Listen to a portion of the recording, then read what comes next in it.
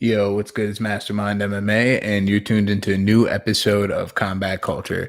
Yeah, my bad. I just had to fix some shit about the live before. So, right. So basically, what this is going to be, I'm going to be talking about Whittaker versus Gastelum, um, Izzy versus Anderson. I'm going to be talking about some other fights on that card. I'm going to be talking about and breaking down the ESPN +2 card, which was Rafael Assunção versus Marlon Moraes, and Assunção being, motherfucking, what's his face?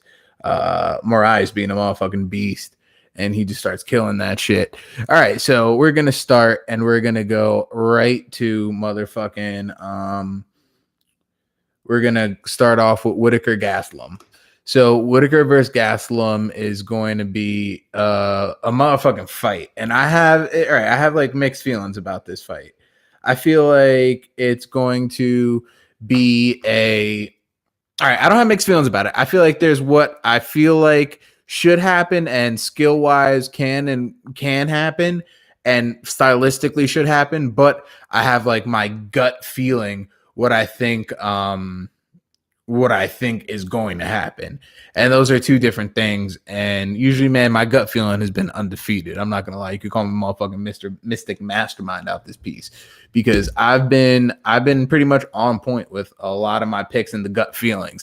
And sad to say, the gut feeling I have for this fight is that Robert Whittaker is gonna lose the belt. And I feel like I just have this gut feeling that Kelvin Gastelum is going to catch him. Now, let me get into why I think that that might happen. It's just the gut feeling, and I'm going to give how it's plausible. So Robert Whittaker, he's all around well-rounded. You know what I mean? We know that. He's been through 10 rounds with Yoel Romero, motherfucking beast.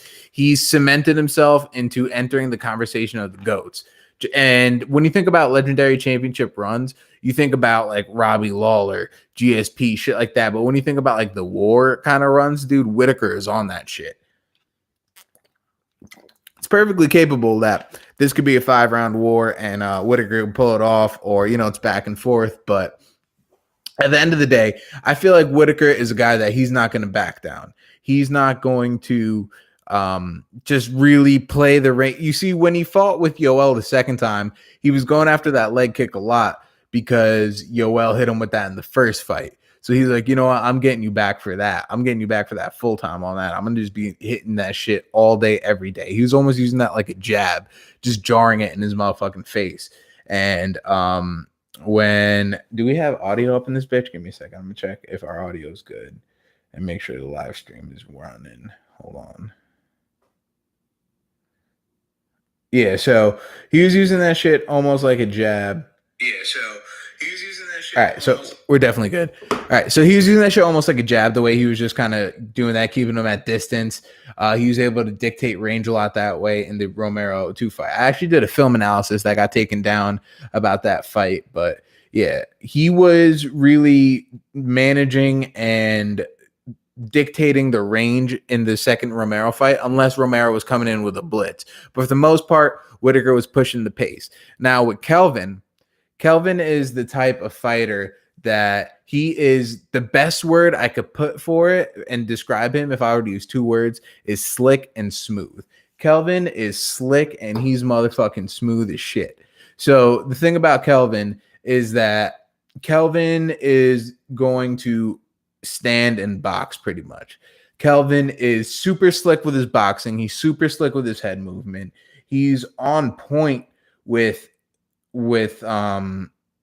just his evasive defensive systems. I've talked about this before when I talked about Kelvin and shit like that.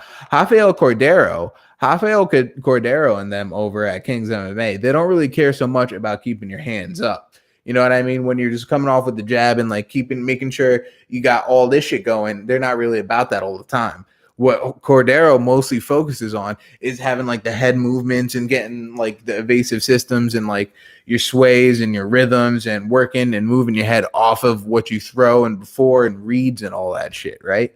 So when they're going through all that, Kelvin actually really picked up on it.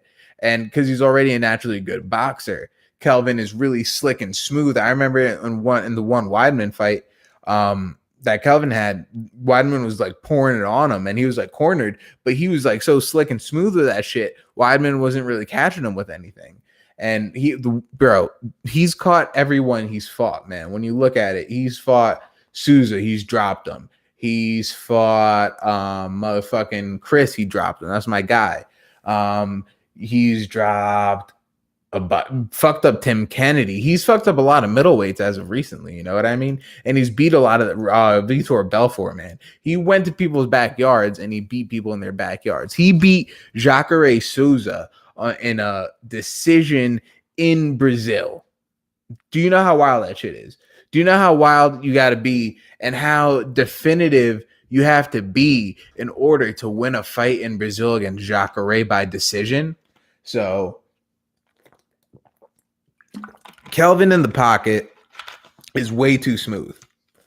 Kelvin in the pocket is he's just someone that knows how to stay in the pocket somewhat safely. You can't say you're safe in the pocket because it's always a risk, but you could always have someone like Kelvin that mitigates and minimizes those risks in the pocket due to his skill and his reads and the system he's developed through Rafael Cordeiro.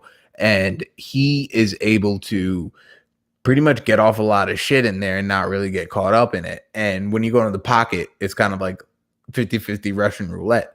You either live or die in that shit. And it's shown easily in the Cody fight with TJ, the first fight, if you're going to give an example.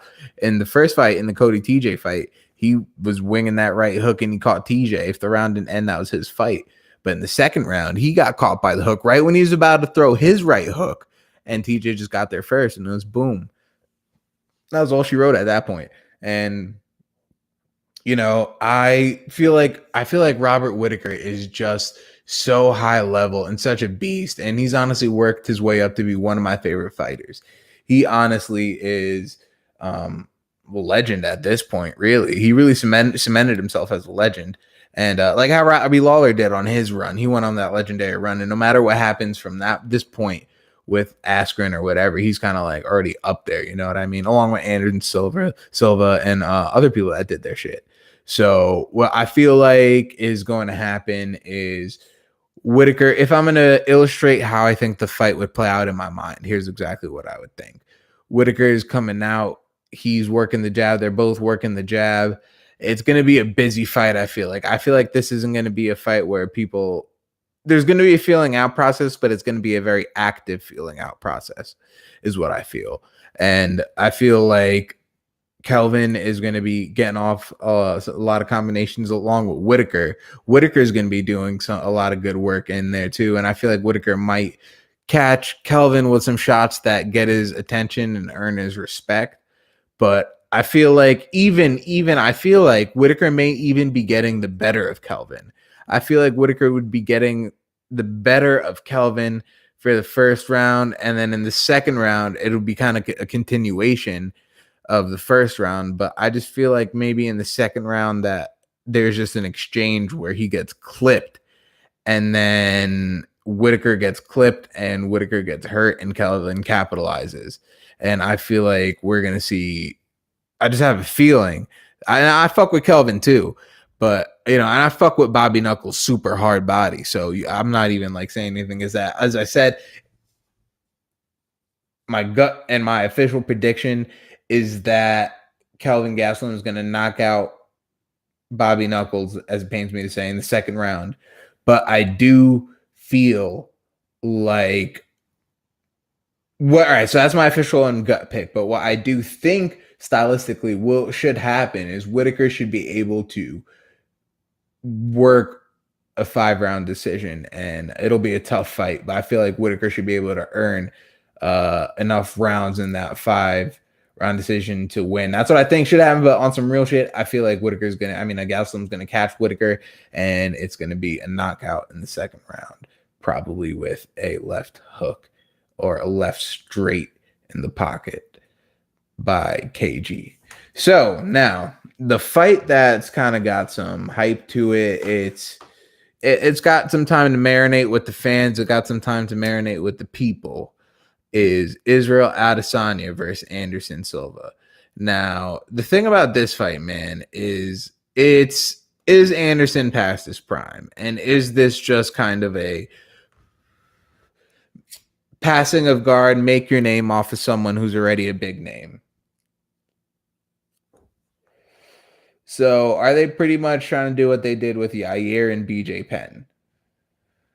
That's what we're looking at could be the worst case scenario, because when you look at that, man, Yair and BJ Penn, Yair really didn't really get the rub off that much. Yeah, he could say he beat him and he's got that guy on his resume. But at the end of the day, dude, it's like you still got you still beat someone that was clearly past their prime, and it was kind of sad to see. So at the end of the day, it's like it didn't really do much for him yet. He's got it on his resume. But when it comes to like title shot rankings and like outside of it being a cool story amongst friends, what does that do for you? What I think, but what I do think is that there's a good possibility in what I'm hoping for, and there's a contrast. I'm hoping that we're going to see the best Anderson Silva we've seen. I'd say the last good Anderson we saw was in the Bisping fight, and somewhat in the Brunson fight. Brunson didn't really want to engage with him, but I feel like Izzy's going to play into Anderson's game. Anderson plays into Izzy's game. Now, there's two ways this thing can go stylistically that worries me. Well, one of the ways. It's that they're both going to be counter strikers. Anderson's going to be a super counter striker. So he's going to it's just going to be kind of them, both of them kind of like giving each other looks and feints and lots of, very tactical foot placement. Though one of the fights where you say, oh, that was a chess match. And I'm not saying that to be like facetious or anything like that. It's just that it's just how it could go stylistically. Could be uneventful. Not much going on because people waiting on the other, not much engaging. Almost Luis Ngannou-esque, but not really. But kind of. But what I do hope happens is that we see the best Anderson, we see the best Izzy, and we pretty much get a dope-ass kickboxing match. Now, I do pick Izzy winning that, probably by a finish. But this isn't a gut feeling. I'm going to clarify. It's not a gut feeling, but it's a possibility that would not surprise me. Is if Anderson Silva catches Izzy with some shit, catches Izzy with some counter or a head kick with that titanium reinforced leg. And if Anderson got that speed on that shit and he fires it off, he really might catch Izzy. So that's a possibility. I'm not going with that. But at the end of the day, it's something I have to acknowledge. And I pick Israel Adesanya to win that fight. Last style bender. Now what else we got?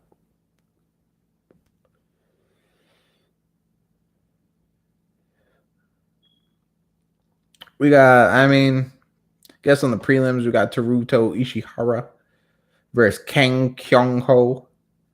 I don't know. Well, we got Lando Venata up in this bitch. We got Lando versus Marcus Rosa Mariano. Never really heard of him.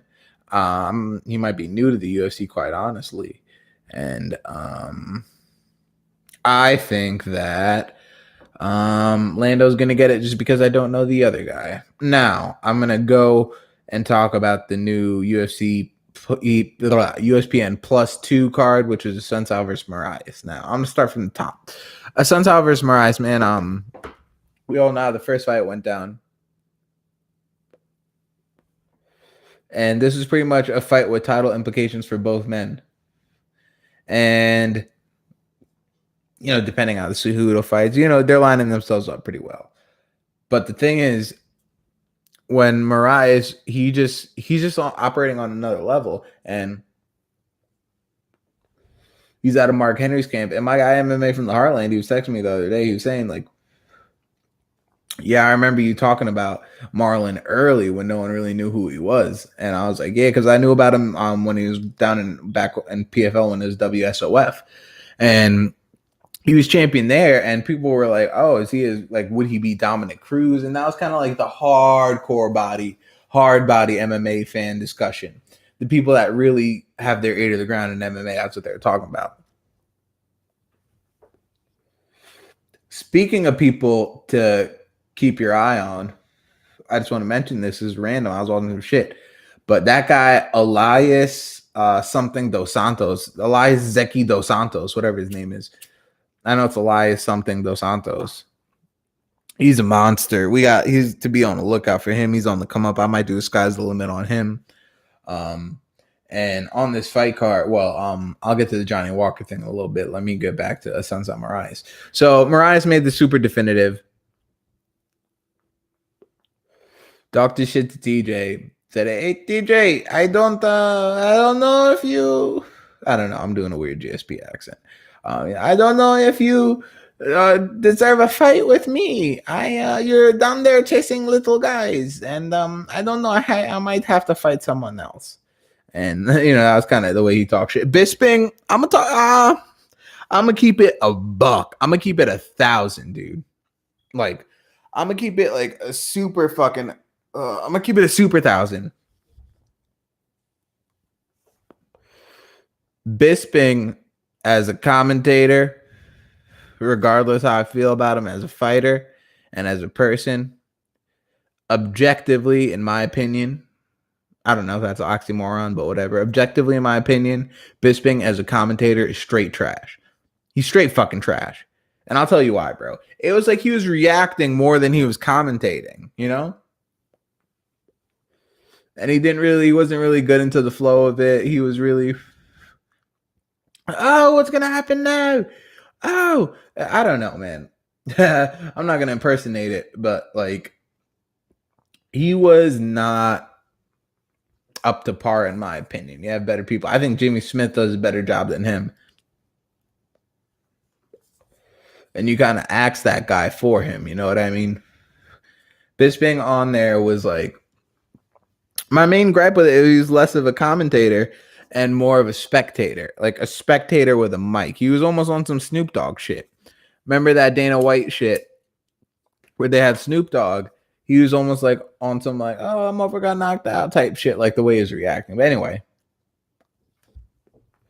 back to the fight card.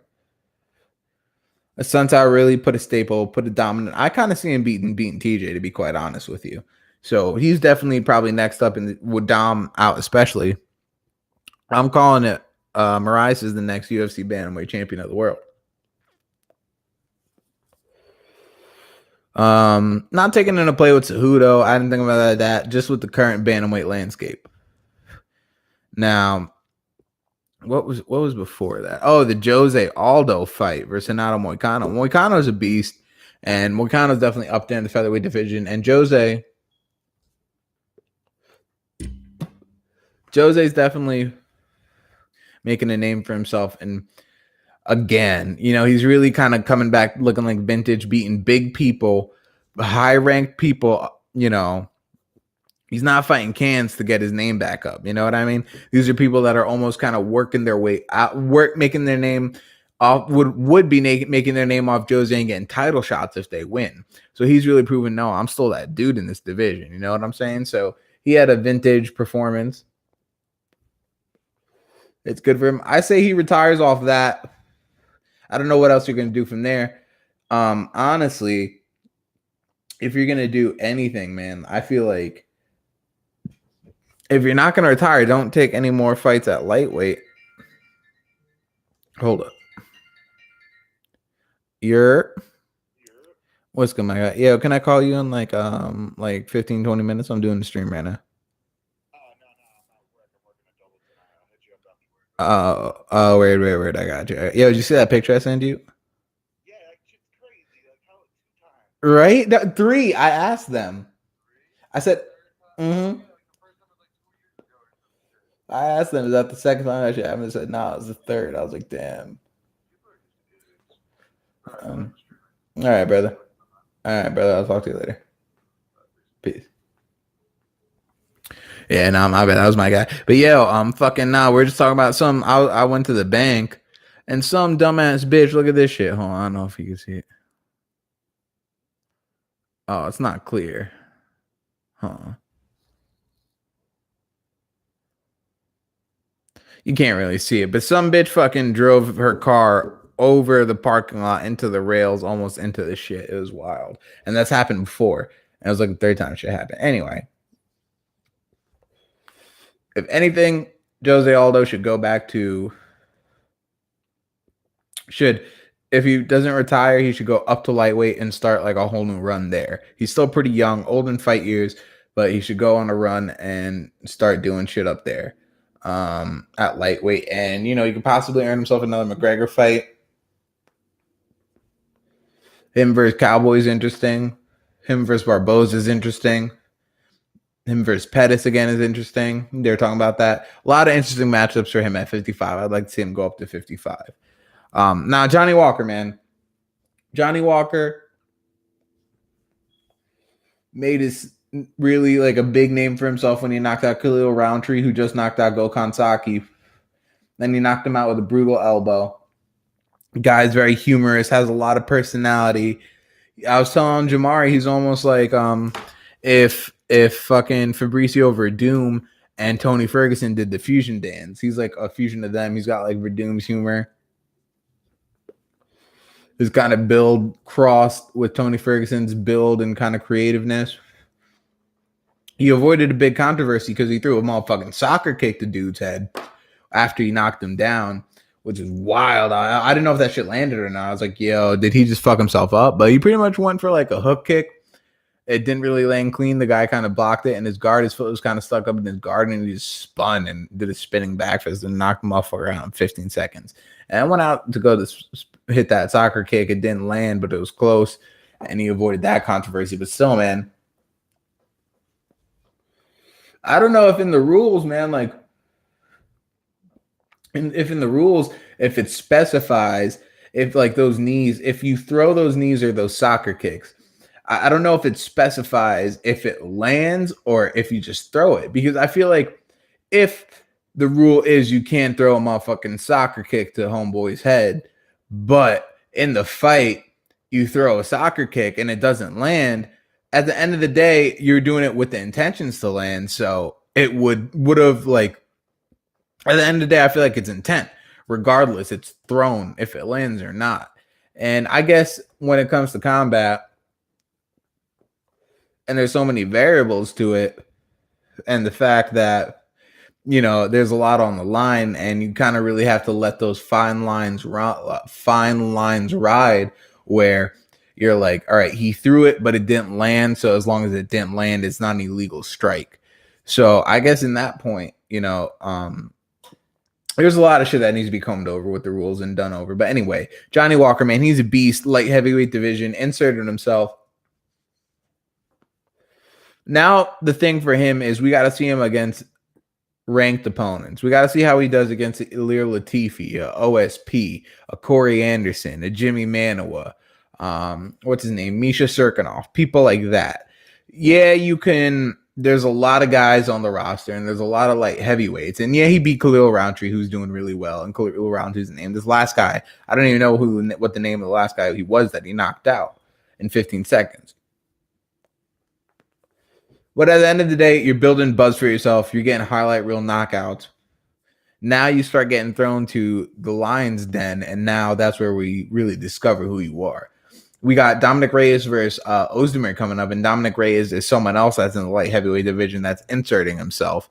So we're getting new blood in that. Now we got John Jones versus Anthony Smith coming up. So there's a lot of like, Anthony Smith's more of a veteran, but he's kind of new in the UFC and new into the division. So you're seeing a lot of new blood being inserted, which is good because now you got John back. So you really need those people being built up. You know, you need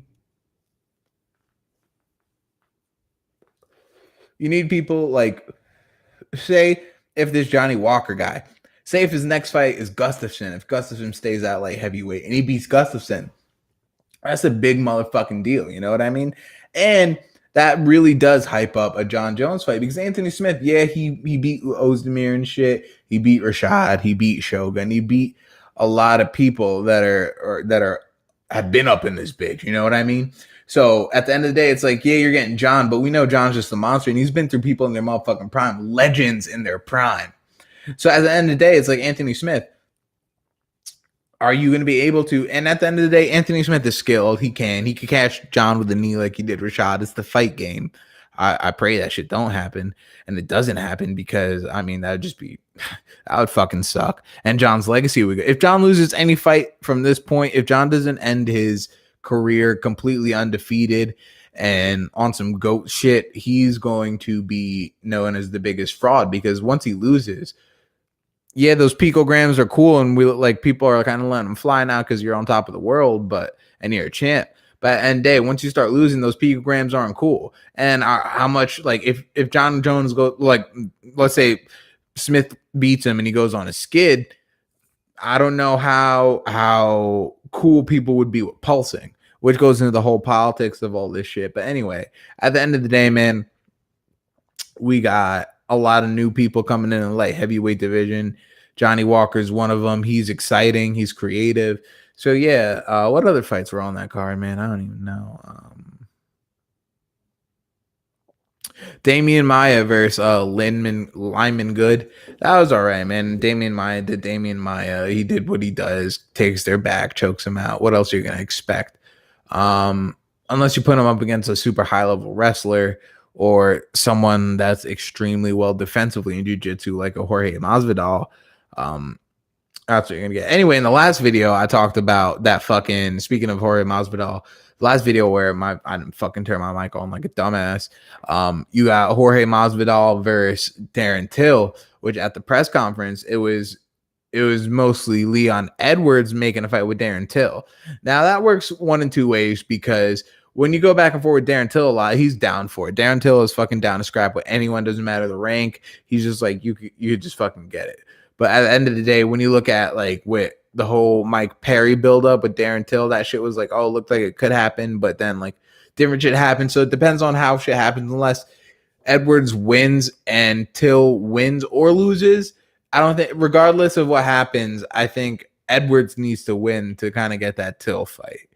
So, because I feel like if Till wins or loses, he's kind of in a position where he could accept that fight. But if Till wins and Edward wins and Askren wins against Lawler, then Edwards is kind of fucked because they're definitely going to go with Till versus Askren.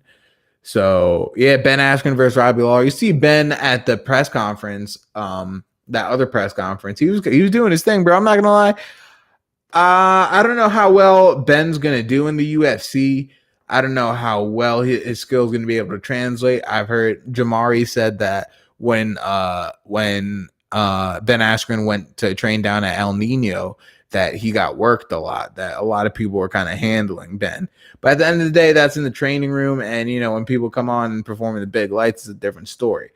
But outside of all that, I'm going to keep it 1,000. I really hope Ben does well because I'm fucking with Ben and I'm fucking with his personality. He really, really, really reminds me of the new Chael Sonnen. And I feel like even the way he talks, the way he speaks, his tone, like his voice, everything is just like Chael Sonnen, but it's like a more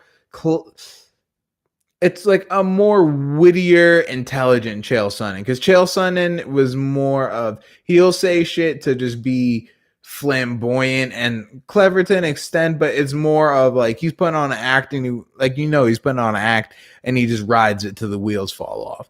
With Ben, it's more of an attitude. It's more of that Chael attitude, and he's witty with it, and like he's kind of got that cool personality. Kamaru Usman leaked that video of Usman confronting him backstage, and then you see it's like Kamaru going in, shaking hands with everyone. And then he sees Ben kind of turns, like the double takes and then looks away. And then Ben is like, oh, so can me and Marty sit next to each other? And then Kamaru just walks up, puts his fucking Fiji water on a ledge. And then he was like, do you know me? Do you know me? And then Ben's like, yeah, I do know you. We were chilling like a couple years ago. And he's like, do you know me? And it was like, well, bro, listen, I offered to fight you. I don't know what else more we could do about it. And then he was talking about on Arrow Show. He's like, you're not gonna punch me backstage, lose your motherfucking main event slot, which is a title shot. And yeah, it's like you're doing it for the cameras because you got cameras there and he's posturing. And even Kamaru tried to do that whole shit, like Woodley said, the whole LL Cool J shit.